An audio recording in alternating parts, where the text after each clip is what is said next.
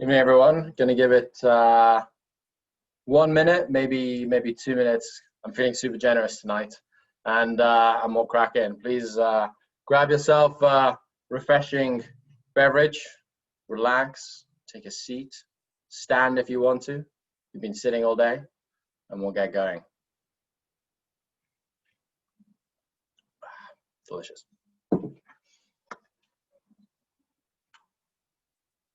But if anyone's wondering, I'm not quite sure if I'm red or too brown on this, but it's honestly my spotlight. I'm not wearing makeup. I'm going away tomorrow, so hopefully I'll come back a little browner than before.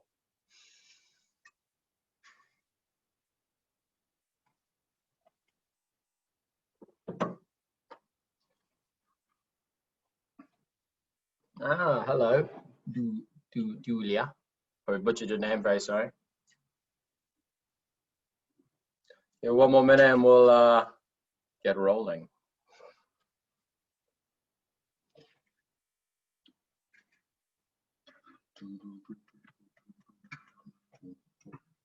Oh, Canada, cool, man. Harrison, what's up?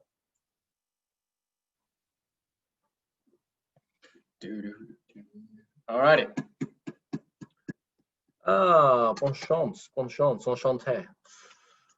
Okay, let's get this ball rolling.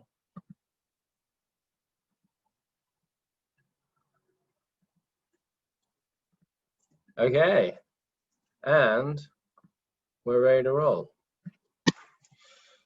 Good evening, a small world, the herzlich willkommen. Bonjour, bonne chance, enchanté, aloha, guten Tag, guten Nacht, and everything in between. My name is Matthew Robertson, and I've been invited by a small world to guide you through my progress as a public speaker and to give you some practical, right now, quick fixes that you can use to become a better public speaker. Unfortunately, I cannot see as I'm presenting the chat box, so if you have any questions, please save them till the end, as we will have a Q&A. But without further ado, let's begin. So, why on earth is public speaking so important?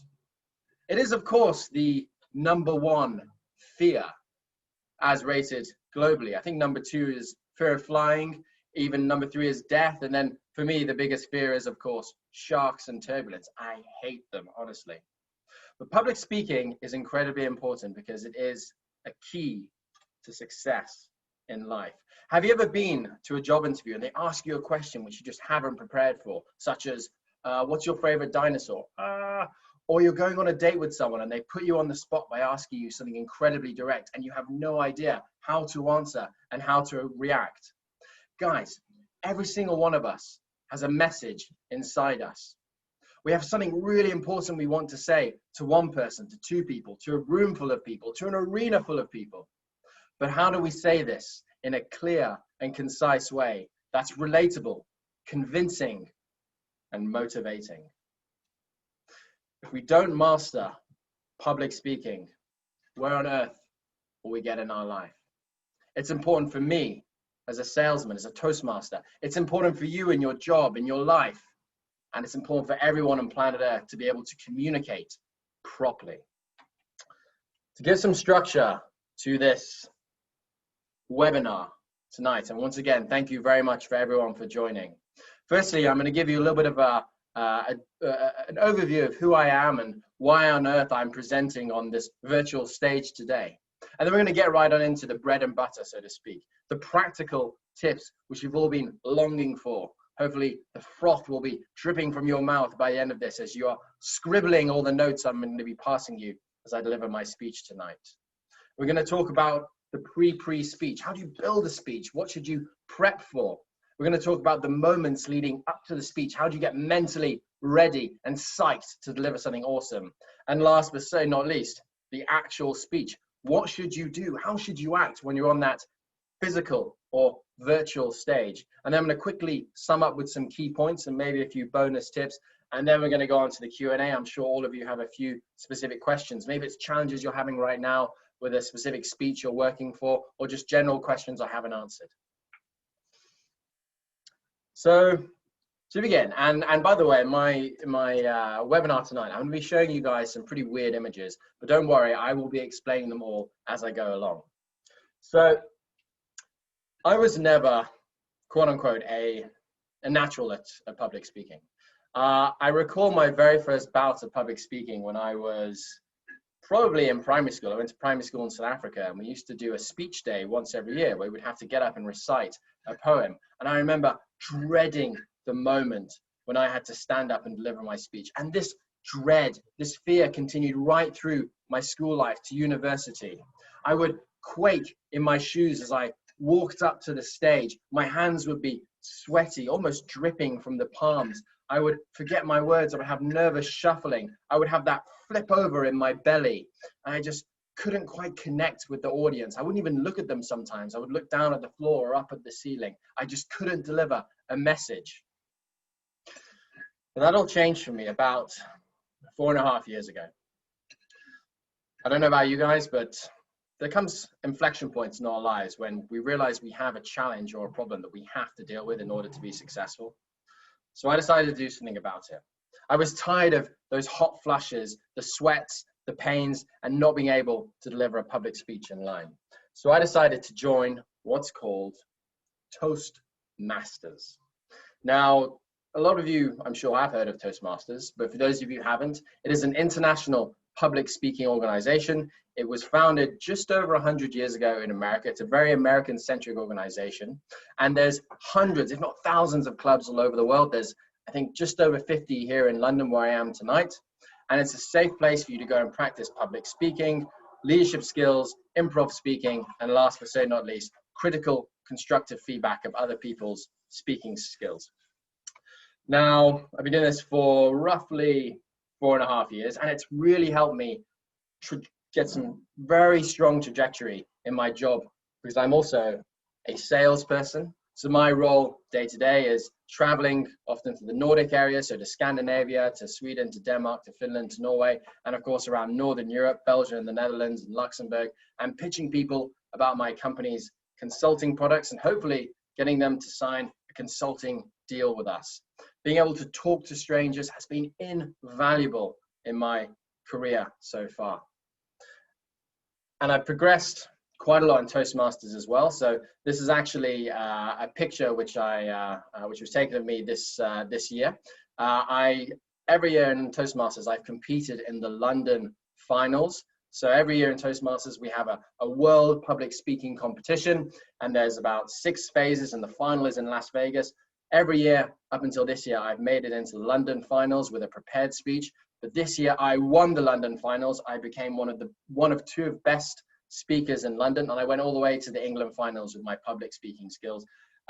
Strangely enough, this was not almost public speaking. It was virtual public speaking, given the recent pandemic. Every competition has now moved online. So I think I've not only nailed the in-person public speaking aspect, but I've also got pretty good at this whole virtual public speaking aspect as well. But enough about me. How on earth do we create a speech? How do we build a speech? What should we even say about? What do people care about? Well, as you'll see on the screen there, I've shared a couple of pretty random looking images. I've shared a colorful book, some people dashing to and fro, and then last but not least, a picture that's actually in my apartment. So whenever I'm thinking about building a speech, I write it down.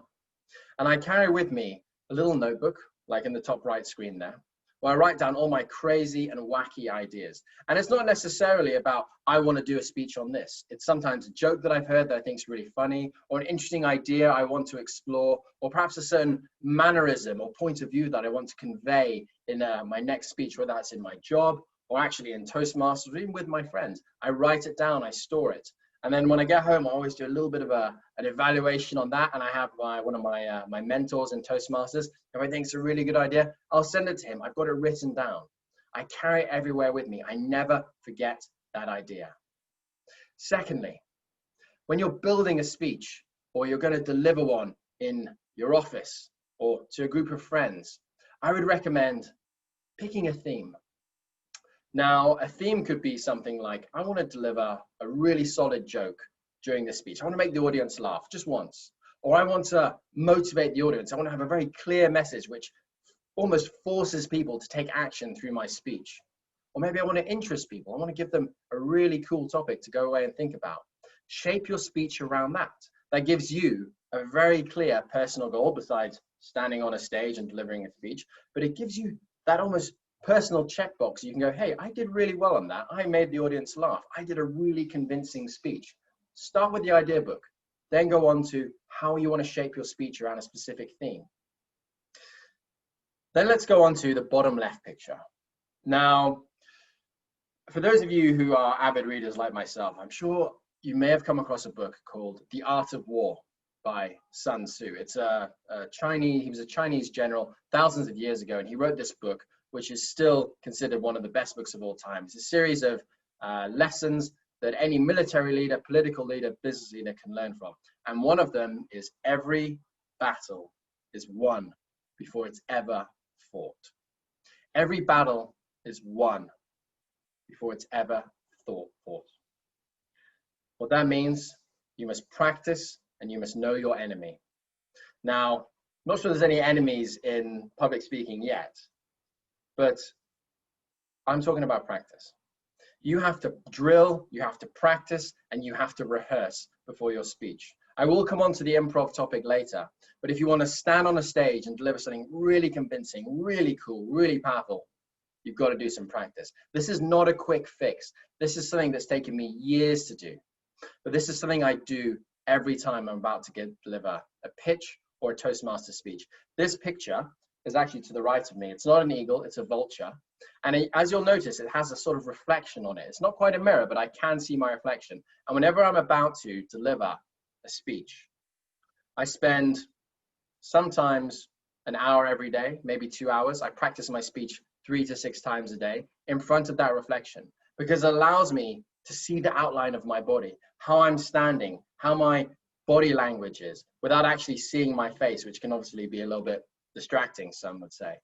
Now, honestly, if you're doing a speech and you can see your own reflection, you'll get too lost in the way your mouth moves, your eye moves. So I would recommend finding like a framed photo or somewhere you can see just the outline of your body and practice there. Drill, practice, rehearse until it's almost like you're an actor ready to go on a stage and deliver a play. You know it like the back of your hand, so to speak. Now, you've got your idea book, you're practicing in your apartment, ready to go on that virtual or physical stage. The next step is getting comfortable with strangers. Sounds a bit weird, but that's where the bottom right comes in. Now, in my job, I get to travel a lot, which is really cool. And whenever I'm walking through a public space, be it an airport, a train station, I will actually deliver my speech out loud. I know it sounds really bizarre, but hear me out. I got this idea from a famous spot in London called Speaker's Corner. It's usually quite a lot of religious figures standing on plinths in public. It's right next to Marble Arch, and delivering a religious sermon. And people are allowed to go there and taunt them, mock them, heckle them. But all these people do all day is just stand and deliver a speech, and they don't care what the audience thinks about them. And that gave me the idea. What if I can walk through an airport and just deliver a speech as I'm walking? Because that will get me to really remember what I'm going to say if I cannot be distracted by other people. And will also get me into the mindset that people don't really care in a way. They don't want to hurt us. They don't want to make us feel bad. Everyone wants to go about their daily lives. If you can nail this one aspect and just get comfortable delivering your speech, walking to the bus stop, walking through the supermarket, people may give you a weird look. And if they do, why not say hi to them? There, you've made a friend. That's a bonus tip for you. Get comfortable delivering it in a public space, and you'll get outside and get a little bit of exercise as well. Now, the pre-speech. You've got 10 minutes, 5 minutes, just before you're about to go on that stage. You're going to deliver the pitch of your life in front of your boss, your friends. Maybe you're the best man at a wedding, or even it's your own wedding, you have to deliver a speech. How do you get psyched? Now, as you can see, there's 3 pictures there again. We have someone standing at a door greeting strangers. We have a glass of lemon flavored water. And last but certainly not least, a man shouting. Is he booing? Is he heckling? I don't know. Now, I would recommend delivering a speech on an empty stomach. I've delivered speeches on full stomachs before. Sounds weird, I know. Like just after I've eaten them, and I always feel incredibly tired and sluggish because part of my body is focused digesting the contents of my belly. And I don't know about you, but I always find bits in my teeth, and they get a little bit annoying when I'm about to public speak. If I'm going like, and just one idea, incredibly annoying. Take that distraction away from you, and the best part is you'll work up an appetite, so when you finish the speech, you can go and mow down or chow down on some lovely, delicious food. Secondly, water. Speaking of which, cheers, guys. There's lemon-flavored water. I can confirm that. It's not alcohol. Now, being in Toastmasters, we always do our speeches, usually above a pub in London. I think it's actually something that's a global thing because bars and pubs usually have like a facility room attached to them. And also it's a great place, you know, go and socialize afterwards. I would not recommend drinking before your speech. 2 reasons. Firstly, if you're drinking something like beer, I think it can actually dry your throat out. You have to drink more of it to stay hydrated. Secondly, if you are relying on alcohol to get confident and deliver a public speech, you will never develop that internal confidence that you need to do a public speech in an office or somewhere where there's no alcohol available. Hopefully you're not going to work and drinking. Get comfortable drinking water. And I like to put a little bit of lemon in my water. As you can see, it's a little bit cloudy. Just gives it a little bit of flavor. And for some reason, I think it just gives a little bit of lubricant to my throat as well. Lastly, the warm-up, voice, body, and mind. Remember what I said, every battle is won before it's ever fought. So you can get into the mindset of a killer winning speaker really quickly right before the speech. This brings me on to my other 2 pictures. Firstly, warm up your voice. Before this, I told the IT lady that I needed some time just to warm up my voice. I've been in a choir pretty much all my life, and you never go on stage and jump right on in and go, ah, because your voice can actually break. It can almost crack, it will sound shrill, or maybe it will sound too deep. So what I do before I'm about to give a pitch in front of a client or back to Toastmasters, I'll sit at the back where no one can usually hear me, and I'll just hum very quietly to myself. You probably can't hear it if I do this. Only if you're sitting right next to me will be able to hear something weird. You'll probably think it's construction or something, but it gets my vocal cords warmed up, they're vibrating, they're getting ready to deliver something. Do that for 20, 30 seconds and you'll be fine. Secondly, your body. Before my Toastmasters meeting's about to begin, or I'm pitching to my clients or in front of my office, I will always stand by the door and I will welcome people. That gets me standing up, that gets me energized, and it gets me meeting my so-called friends, if you like. Hey, how are you? Thank you so much for coming. Greet them with a big handshake. You're feeling extra bold, give them a hug. You get to lock eye contact with people and you realize, hey, these people are my friends. They're not here to judge me. They're not here to mock or heckle me. Everyone is here to have a good time. It just gets you out of that headset that the world is a scary place and people want to hurt you. No, they don't. People want to hear what you have to speak and they're excited to hear you. Now, speaking of the heckling part, this brings me on to my last one. This is sort of a Matt Robertson niche rogue technique, but it really, really helps me to get warmed up. Now, when I'm sitting in any presentation as an audience member, I will get incredibly bought into whatever that person is saying.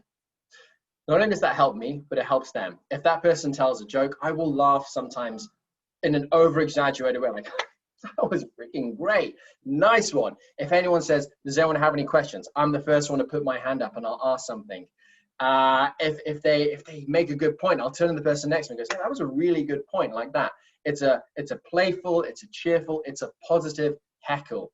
It also helps the speaker. You're doing them a favor in a way because you're showing them you're engaged with their speech. You're a positive audience member. Don't sit there and go, boo. Do something positive. Hey, that was really good. Please deliver us another great point. And again, it gets you warmed up that you are the person who's in control of what's happening. You're going to go on there, on that stage, you're going to rock it, you're going to absolutely dominate it, and everyone around you is here to see you. You are the show, you are the prize, and you start that moment as the audience member. Now, we've built our speech, we've practiced our speech, we've sat in the audience, we've greeted people as they come in, we're all warmed up, we're all pumped, ripped, and twisted. We get on stage. What the fruit do we do? 3 things, guys. Firstly, every speech needs an introduction. So in my company, I do a lot of public speaking training, as I'm sure you can imagine. And 20 to 30% of the time, when I ask people to deliver a 5-minute presentation about a topic of their choice, very rarely, or sometimes, sorry, 30% of the time, they actually don't have an introduction. They'll just launch right on in. An introduction such as ladies and gentlemen, welcome, is so powerful. It's just polite. It's just good manners. Have that. And it also starts with the transfer of power. So let me back then. Before you have the introduction, I'm getting ahead of myself. I'm getting so excited. Go on that stage and shake that person's hand. Go on and say, thank you so much for having me here, and stand there and just absorb the power that that person's just given you. A handshake is incredibly important. Secondly, the nerves. That weird feeling in the belly, the clammy hands, the nervous shuffling, that can all be gone with one simple trick. After you've shook the person's hand, go on the stage and just stand there. Stand there and absorb what exactly is going on in the room. Let the clapping stop and let the audience just sit in silence for a moment. Make them wait for you. Absorb it. It'll feel good. This is another rogue technique, but something which I've noticed every really good public speaker does, is they just allow the audience just to sit in silence for a moment, so that when they do start talking, they're hanging on their every word. It's awesome. And it'll allow you just to calm yourself down, to ground your energy and your 2 feet. Speaking of feet, I would also not recommend standing with your feet together, because you're quite almost unstable like that, right? I'd recommend standing with your feet shoulder width apart, that perfect grounding body posture. Don't stand too wide apart like a rock star, you look a bit strange. Just shoulder width and you'll be fine. It's a very important thing. The pause and the power stance. Now, back to my original point, which I unfortunately skipped over. How do you open the speech? So you've shook the person's hand, you're standing there, you've got the audience hooked on your pause. How should you start? Well, you could start with a question. Ladies and gentlemen, who here has ever had an absolutely bizarre, strange, weird experience on an airplane? Hands up. It's a great way to start, because you get the audience bought into what you're about to say. Everyone's getting engaged, they're putting their hands up, and for once you're taking the attention almost off you and you're putting it on the audience. Secondly, you could start with a fact. Ladies and gentlemen, did you know that all sales are made in the 3rd call to the prospect? Not the first, not the second, but to the 3rd call. And today I'm going to tell you why that is and why you should do it more often. Start with a big claim, and then you go into why it's important. You go into your facts, your theories, you back it all up. Thirdly, this is a slightly more advanced technique. So if you're a beginning speaker, you don't have to do this, but it's a really good thing to get going. Start with the end of a story. And it was at that moment, ladies and gentlemen, that moment 10 years ago, that I realized I wanted to get into sales. I didn't want to be a consultant. I wanted to pursue a new dream. Ladies and gentlemen, you've got them hooked. It's almost mysterious. It's kind of like a Quentin Tarantino film. How did we get to that one point? He's already ended the story. I want to know the rest. You've got them engaged. You've got them intrigued. It's mysterious. Who are you as a speaker? What's going on? Bit advanced, because you have to know the pitch or the story, but it's great. Last but certainly not least, start with something basic. Ladies and gentlemen, that's all it is. Not, hey guys, What's up? Ladies and gentlemen, good evening. My name is Matthew Robertson. It's light, it's engaging, it's a simple checkbox as an efficient public speaker. Now, the structure, the bread and butter. You've done the introduction. What comes next? Now, this is, you could say it's almost an overused thing, but it's timeless. The rule of three. The beginning, the middle, the end. And every point, every part of your speech, your story, should have 3 points to it as well. The introduction, ladies and gentlemen, this is my name. This is what I'm going to talk to you about today. The body of the speech, it is point number 1, point number 2, point number 3, the summary. Ladies and gentlemen, you've heard about this today. I delivered it to you this way with these key points. If you have any questions, let me know. 3 points to each. 4 is too many, 2 is not enough, 3 is the right amount. Less is more. Again, I was actually doing public speaking training today, and one of the consultants showed a slide, and I couldn't decide if I should read the slide, which is almost like a page from a book, or if I should listen to his words. Take a good chunk of what you're presenting on a slide out, or even better, take a good chunk of what you're about to present out. In university, we had a very controversial technique called the Circumcision Technique. I know it sounds weird, but hear me out. It's where you write your essay and then you cut 10% of it off. Whatever you have to say, I'm sure is good, but if you can say it in a clear, concise, and shortened way, that's even better. Life is too short. Make sure your message is short. Then the closing. Now, one of the pieces of advice that I've always been told is tell them what you told them. That's pretty much it. It's so basic. Just sum it up. One slide, one little quip. Guys, thank you so much for listening to my story about X, Y, and Z today. Happy to take any questions. That's it. Just end the speech. Don't just end it after your third point in the paragraph or in the body of the pitch. Just sum up the speech very nicely. It takes 30 seconds, takes a minute, but again, it's due diligence, it's polite, and it's respectful to the audience. Now, a couple of bonus tips. But what if I'm given no preparation? The boss calls you into his office, he says, in 15 minutes, I need you to go to present to the board on X, Y, and Z. What the fruit do you do?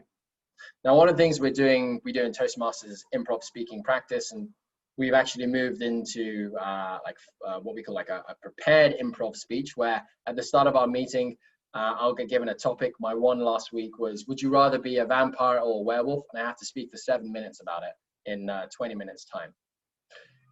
What I'd recommend, if you've got barely any time to prep, do as much prep as you can. Maybe write down a few key points. Remember the rule of 3, introduction, the body, and the conclusion. Try remember it as best you can. But what I would say is go on that stage and give the answer straight away. So if they say, we want you to present about last week's financial update, for example, go on that stage and say, ladies and gentlemen, last week we had a fantastic week. I'm just making this up as I go along now. We made $70 million of sales. And then that gives your brain the answer it's looking for, which is $70 million of sales. And then you tell them, this is what I'm going to tell you about. I'm going to tell you about how we made that $70 million and where that $70 million came from. So start with the answer and then tell them what they're going to listen to. The answer is this is why it's important, and this is how I'm going to tell you about the answer. The hypothesis in a way, and then the body of the speech. Filler words like ooh, You may have noticed that I just did one there. I'm doing a few filler words throughout this speech. They come and go. It depends on your level of tiredness, how good a public speaker you are. What I would recommend is almost not worry about them, but there are certain things that you can do to alleviate them as well. A filler word is almost like our brain trying to catch up with our mouth. We think something or say something too quick, then we have to quickly think about the next point or say the next point, and our brain just inserts this word so we can catch up. what I'd recommend doing is to take more pauses. Once you've delivered a bullet point or a very clear message, just take a pause and then go on to your next message. And as you speak, you can lengthen certain words out to allow your brain to catch up. And of course, to keep grabbing your audience's attention when you speak slower. Or maybe you want to speak a bit faster to really drill down a point. You'll notice then my filler words disappeared as I began to slow down my speech. So the conclusion. Ladies and gentlemen, take every opportunity to practice. Public speaking is something that is not a gift, it's not given. I don't think any of us are born with it. It's something which we can develop. It took me 4 years to win the Toastmasters London final. I've improved inch by inch every single year, and because I've taken every opportunity. I've been to Toastmasters twice a month to develop my public speaking techniques, and I've taken every opportunity in my office to deliver a speech in front of my team, or 20, 30 people. I've delivered speeches in front of 200 people before. Take every opportunity, no matter how nervous or scared or almost how unready you are, but just take that opportunity, because the more you do it, the better you will become and the less fearful you will be of this thing called public speaking. Time is time. It's not going to happen overnight. I've given you some quick fixes, which I think will help any speaker, no matter what level they are on. But this is something which will take you more than a year, I'd almost like to say. It's not going to come overnight. If it does, get in touch with me and tell me what you did, but give it time. And last but certainly not least, remember this message. Every battle is won before it's ever fought. Time is time, and take the opportunity to practice. And by the time you're ready to stand on that stage and deliver a killer pitch, you're ready, and you'll win that battle. Last but certainly not least, the tiny little upsell. If you want to get really, really good at public speaking, join Toastmasters. It's probably the best investment in myself I've ever made. It's helped me go from a public speaking tadpole to, as my colleagues say, a public speaking thunderbeast. It's a silly phrase, I know, but it honestly has. It's been an incredible journey. And if anyone would like any information on it afterwards, please come and DM me, and I'll be happy to help out. But I'll take a pause here. I would love to have a little bit of Q&A, so some questions as well. Thank you everyone for listening. Let me just jump back on the Zoom link. One sec.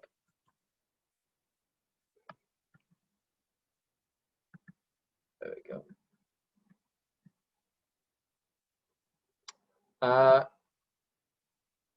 In IT Invigilator, how do I go onto the Q&A?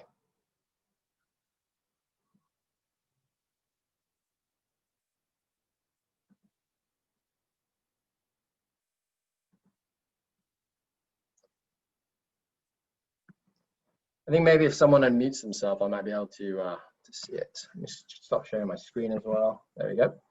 Ah, there we go. Got it.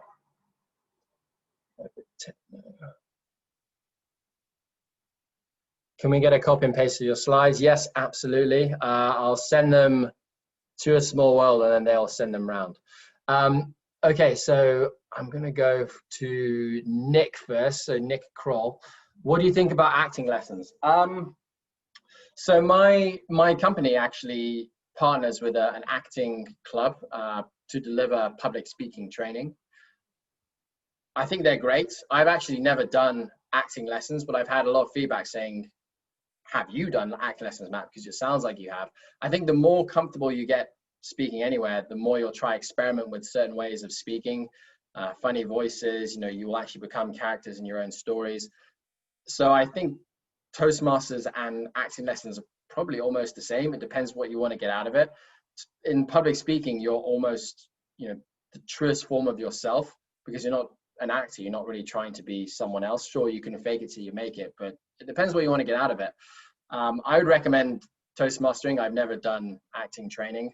If you want to, be a funny character in a play, and that will help you get better at, speaking in front of an audience, then go for it. But Toastmasters is, for me, it depends what you want to do. Do you want to learn how to build and deliver a speech, or do you want to learn how to recite lines and become a crazy character in a play. Both are great, but both have different outcomes in their journeys. That's the only question I've had so far. If there's any more, I'll wait a moment as well. Here we go. What would you do if your voice is shaking? So, Margie, thank you for that question. I assume by that you mean when you go on a stage and you're sort of a bit quivery, like, hey guys, like that. So remember what I said. The pre and the pre warm up. So drill, practice, and rehearse incessantly so that you don't forget your script, so you will, and you don't forget what the heck you're going to say about. Right before the meeting, make sure to greet everyone. Hey, how are you? It's so nice to see you. Get in that fun, positive, outgoing frame of mind. Everyone is your friend there. They're not here to judge or hate on you. They're here to listen to you. And then again, as I said, just practice your warming up, like your vocal cords warming up as well. Do the humming. Make sure you're speaking to people. You're laughing. You're asking the question from the speaker who's going before you, if there is one. Just get brought in. Get your mind ready. And when you go on that stage, remember, stand there, nice and calm. Take a moment just to ground yourself and to let the audience observe who you are and observe the audience. Look at them in their eyes and almost look into their souls. Maybe take 3 seconds, maybe 5 seconds, and then start with your speech, and you'll be really calm. I hope that answers your question. Mr. M. Hey, Matt, thanks so much for the presentation. What if someone asks you a question that you don't know the answer to? In my family, we have a joke, between my sister and I, we know everything. Okay, what's the capital of Australia? That's what my sister knows. I've actually been asked a question I don't know the answer to in a while. In my job, the way I would answer that is, that's a really interesting question, and I would try answer it to the best of my ability. Like, what I know about, I can tell you about this is X, Y, and Z. But if you wouldn't mind, if you can give me, 5-10 minutes, I can go find out for you, because it's not an area of specialty for me. If it's a question about yourself, I think you should know the answer to it. But I think you only get this kind of question in the job world. Maybe if someone asks you, what's your view on this political situation? Just try and answer it, even if you don't know anything about it. Like, yeah, I think it's crazy. What do you think about it? There's no right or wrong answer unless it's something specific about, a product or whatever. Then just say, look, it's something I'm not too familiar with. If you mind, just give me like 10 minutes. I'll go find out about you.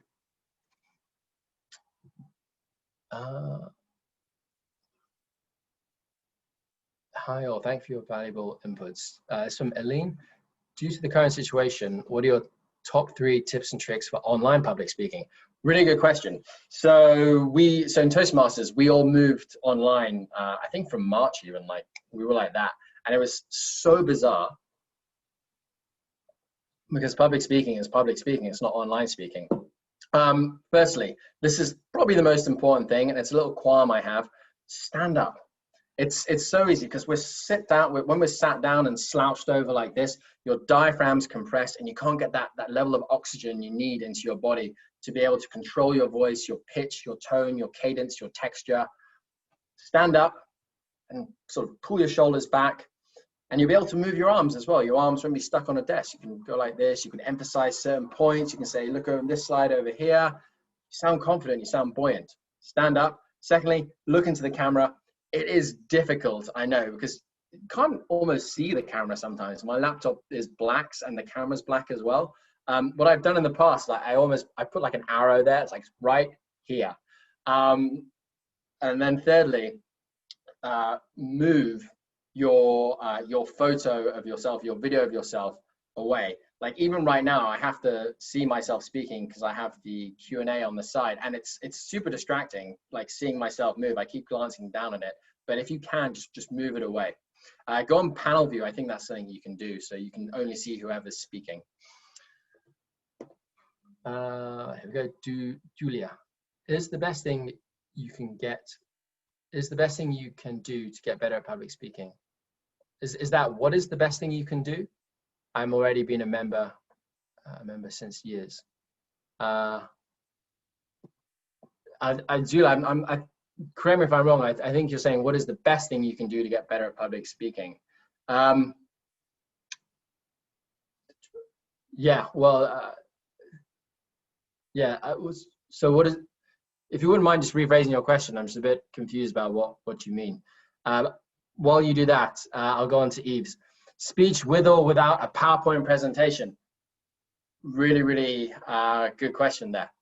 So, again, depends what you want. Now, like in our jobs, I think 90% of the time we're speaking internally or externally, we're using some kind of PowerPoint, right? A PowerPoint, it's a visual thing. It convinces you logically, whereas when you're talking to someone vocally, it kind of convinces you logically and creatively as well. But if you can show someone like evidence, written evidence, it's really, really good. What I'd recommend with PowerPoint is, remember, less is more. So like really trim down the slides to, key bullet points, and then just talk about the key bullet points. Too often I see PowerPoints which are like Word documents, like just like paragraphs and paragraphs. Like seriously, get rid of that. I want to listen to you, but I want to see a few key points on the screen. Don't be afraid to have a couple of animations in there, because if you show everyone everything straight away, they can kind of like almost forget what you're saying and just read the bullet points. Just have like, I'm going to speak about this bullet point, animation, whoosh, second bullet point coming in, third animation, whoosh, third bullet point coming in, and then you're leading the entire time as well. And trim the PowerPoint to like 3 to 5 slides max. Seriously, like how often are you going to get through like a 30-slide presentation? Just trim it, like keep your message really concise. PowerPoint is a great tool. Like absolutely, if you can use it, do it.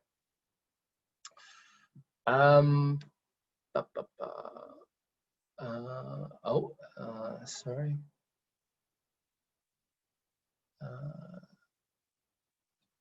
So I just, okay, and Andrea. I feel super anxious when speaking publicly. Like I'm fighting with it inside of me. What tips do you have to stay calm? Oh, sorry, I've already answered that one. And lastly, so Julia's answered again. It says join Toastmasters. There is no question, it's just a statement. Okay, cool, yeah, Toastmasters, it's the best thing you can do, guys. I cannot recommend it enough. Besides my bicycle, my underwater headphones, Toastmasters is the best thing I've ever invested in. It's phenomenal. It's in the UK, I think it's like £100 a year to be a member and to do like unlimited speeches and to go to unlimited meetings. And you can go to other clubs as well when you're part of Toastmasters. We're all online now, so you can join any meeting globally as a guest and take part in the improv speaking part as well. It's a really, really fun. I think it's like an hour and a half or 2 hours usually. It's really good. Bring a glass of wine if you want to, and just if you've got a free night, just Google Toastmasters on, I think it's Eventbrite, and you'll find somewhere. In my Toastmasters meeting on Monday night, we had 2 people from India. We had someone from California. We've had people from South Africa join us. It's great. It's bizarre. I'd never meet these people normally in real life, but I'm building a skill with them online.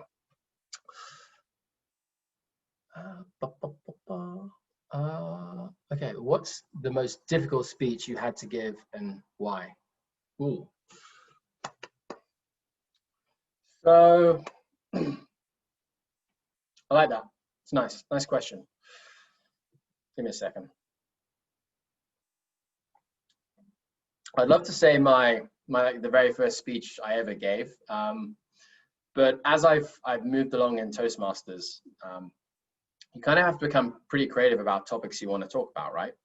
So every year when we have this global competition, you can stand on the stage and enter it and talk about your love of hobby of model building. So one of the things I love doing is painting like model soldiers here. But that's not going to get you very far in the competition. If you want to win, you have to talk about probably quite an emotional topic, so something that's happened to you that hasn't been very nice. So this year I spoke about a very sensitive topic, which was my flatmate from a couple of years ago. He attempted suicide. Now it's an incredibly sensitive topic, right? And how do you deliver that in like a clear and concise way and make it with a relatable message? How do you tell people about this crazy, horrible, unnerving situation that happened to me in London 8 years ago? And how do you tell people like what it taught you?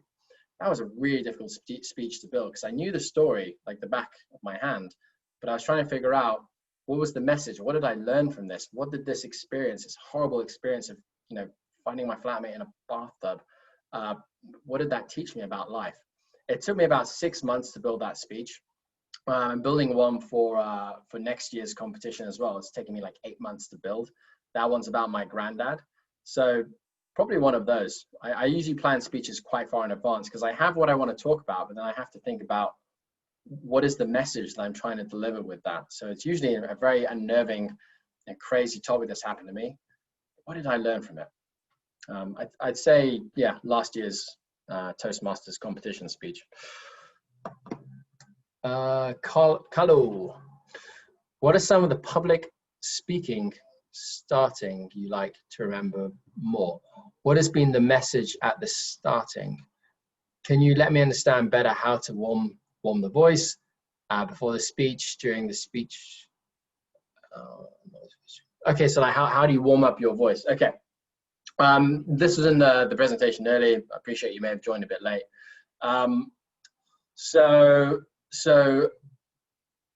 besides, you know, practicing like crazy in private in your own home, but also in public, as I recommended, I would say get to the meeting early.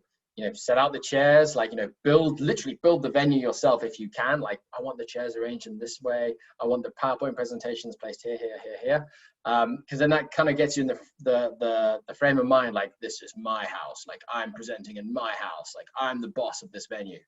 And then greet people as they come in, like stand by the door, almost like you're a wedding usher, and say, thank you so much for coming. Hey, good to meet you. You know, hope you enjoy the presentation.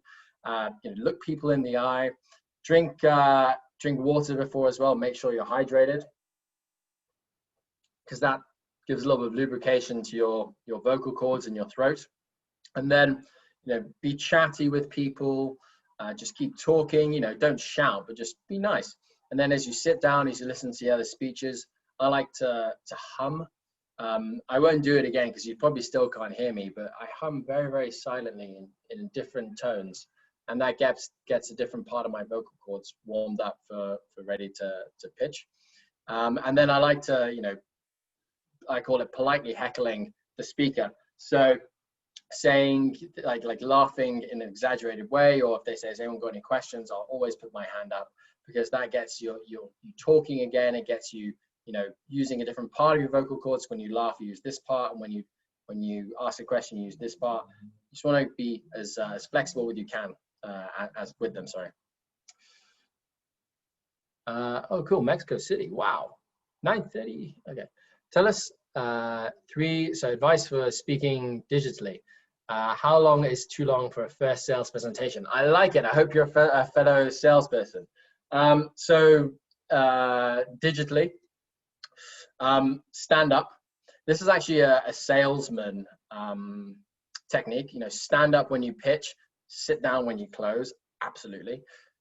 When you stand up, you get more oxygen into your body. You can use your arms more, and when you get more oxygen, you feel more confident and more comfortable, because you can control the oxygen in your body much more, and you can use your vocal cords, and you can control the tone and the texture and the speed of what you're saying much easier than when you're slumped down at your desk. When you're slumped down, you know, your diaphragm's compressed, and you can't use your arms as well because they're resting on the desk. Secondly, look into the camera. If you can, put like an arrow above the camera just to help you, like, look here, don't look anywhere else. And then try and move the video of yourself away. Like, as I mentioned earlier, even now, it's incredibly distracting. Seeing myself, sure, oh, he's so egotistical, but it just, your eyes just keep going down to something that's moving, right? Just try and move it away, and it's less distracting. And then how long is too long for a first sales presentation? I mean, I think anything longer than 45 minutes. When I book a sales meeting with someone, it's usually between half an hour and an hour. You can usually tell if someone's going to buy a product, I think, within the first like 10-15 minutes of talking to them. yeah, I would say anything under an hour, like do not go over an hour. Like you want to be respectful of their time as well. And if you can't get, you know, the introduction to the product, the diagnosis, and the next step sign off within an hour, then you're probably doing something wrong as well. Craig Edwards. Quite often I have to introduce other speakers at dinner. Are you an MC? Everyone is talking. Oh, I know, right? I know what you're talking about. And I struggle to get their attention / get them to shut up before I start speaking. How do you get a group's attention and get them to be quiet so you can start? Now, that's a cool one. So a microphone helps, obviously. If you don't have to shout, try get a microphone.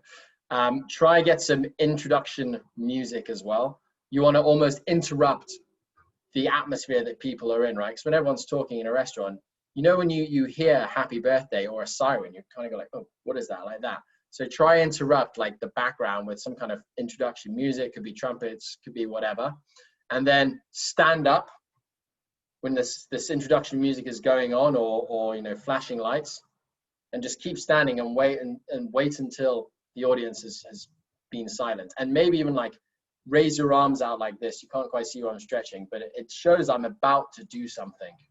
And just keep quiet until the audience is ready. It's quite a power stance as well, like just sort of flexing like this. Just look around, just wait, and you just hold that spot. You just hold that spot. So change the ambience, control the ambience. Could be, you know, turning on and off the lights, background music, and then stand up and then do some kind of power pose. Wait until they're absolutely quiet and then go, ladies and gentlemen. Do you have tips for an evaluator pitch? Excuse me, my dyslexia is crazy today. An elevator pitch, self-presentation. So an elevator pitch, for those of you who don't know, is like a mini like sales pitch, I guess, in 30 seconds or less, like the time it takes an elevator to go from the top floor to the bottom floor.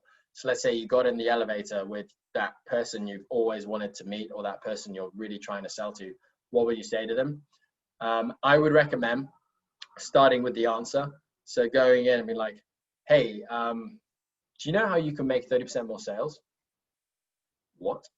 And then you've got them. So go in starting with an answer, starting with a question or an answer, saying, so do you know how to make 30% more sales? Or I'm going to make you 30% more sales.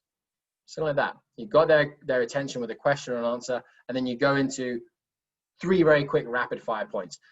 You can make more sales by firstly having an account management team, having a CRM system which is tailored to your needs, and last but certainly not least, having a really motivated, young, hungry sales force. Do you want to know how to do that?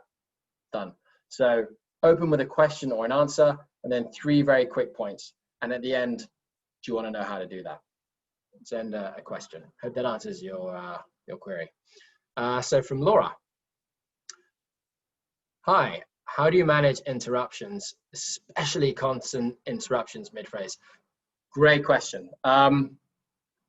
So right now, you probably can't hear it because I closed my windows, but I live on not quite a main street, but it's noisy. Like we get motorbikes, we get sirens, you know, we get people shouting. It comes with practice, of course, just ignoring what goes on outside.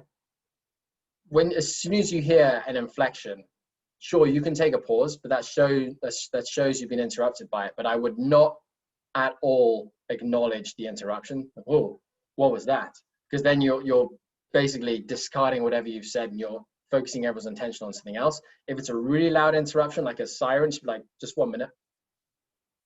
As I was saying, so something you cannot actually speak over, just say just 1 minute and let that interruption go past. If it's something, you know, that's like a bit of background noise, just speak over it. Just try to speak a bit louder and just don't acknowledge it at all. That'll show that you're a powerful speaker, you're owning the space, you're owning the room. So if it's incredibly loud, acknowledge it for a brief moment, but show you're still in control. If it's something which you can speak over easily, just speak a bit louder, and that noise will eventually go away as well. But just, yeah. Aline, I've already had that one. 3 tips speaking online. Are there any recorded presentations of yours online? On my Facebook, there is some from a few years ago, but no, I believe this one has actually been recording. And if you have any specific queries, please just send me a message on Instagram, and I'm happy to help you for free, because I've been there. I know what it feels like to you know, be a bit stuck in public speaking. So yeah, absolutely, just let me know. But no, there's not many recordings of mine online. I have actually considered doing like maybe like a TED talk or something on public speaking, and have to refine my message a bit. I don't know if you noticed, but tonight I built the presentation, but I like to riff it. I like to just say whatever comes to my mind. But a TED talk, I think you need to be slightly more tailored on, slightly more prepped. And from audience interruptions. So this is from Laura again. Let's say you're talking to 12 people and they ask different things midway. As in someone's put their hand up and they want to ask you a question. That's happened to me a few times, like mid-pitch in sales. So someone interrupts you, be like, just you know, take a pause, be like, you know, that's a great question. Acknowledge it, that you've heard them, and you can either answer it then, it's up to you. If it's something you can easily answer, say, yeah, real quick, this is the answer to that. Or maybe you're going to come onto it, say, hey, yeah, thanks for your question. I'm actually about to come onto that point. Can you wait like a moment? Or you can, you know, be a bit dismissive and say, yeah, thanks for your question. I'm actually going to take questions at the end. It depends the audience you're dealing with, right? So if you're, you know, with colleagues, you know, you might want to take, you know, perhaps a bit more of a relaxed approach. If you're with, you know, strangers, you might want to take the look, I'm going to save the Q&A to the end. I think that the interruptions, you can handle that all at the beginning with your introduction. If you say in the introduction, look, I know some of you are going to have questions, you acknowledge that the audience are going to be, you know, they're going to have a lot of queries and they want to know things in this pitch. You're almost building your pitch up to be something fantastic and that people are going to want to query you on. If you say, look, I know you're going to have some queries, can we save them to the end, because I've got a really important message to deliver you tonight, and it'll be even better if there's no interruptions throughout.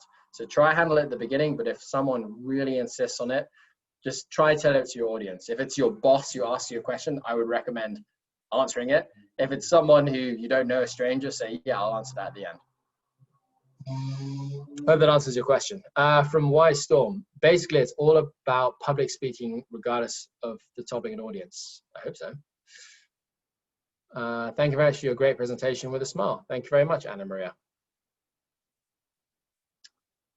I think we're done. Listen, if anyone's still on the line, thank you so much. I appreciate all of you taking the time to come listen to me. Please get in touch with me on Instagram or LinkedIn. Matthew Robertson is my name. Thank you very much.